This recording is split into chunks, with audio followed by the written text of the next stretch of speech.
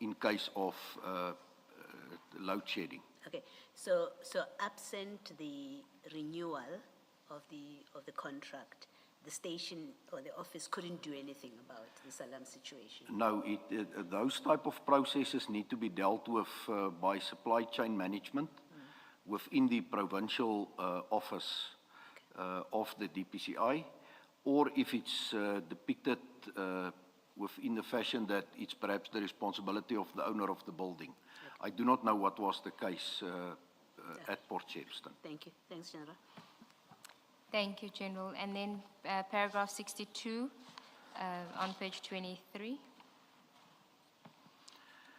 This may indeed be what FSL communicated to the investigating officers when requests were made to FSL, but I wish to highlight the matter that cast doubt on the veracity of this version.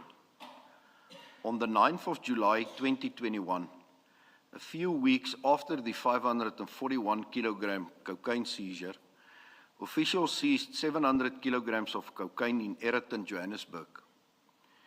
The Aeroton cocaine exhibits were transferred to FSL on 19 July 2021 for analysis and storage.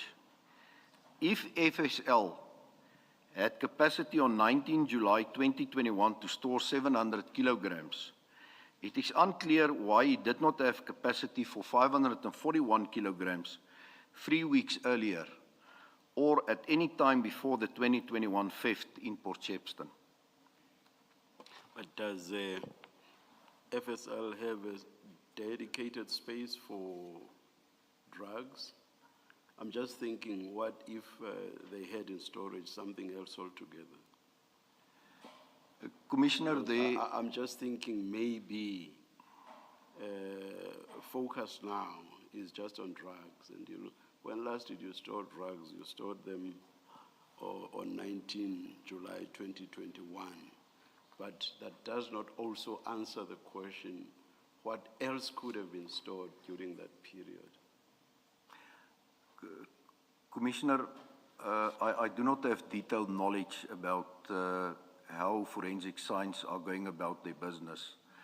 But what I know for a fact is that there's different sections who has their own storing capabilities within that sections. So I would then consider it that the narcotics section would have its own dedicated storage facilities, because those analysts are dealing with narcotic cases only. Sorry, General,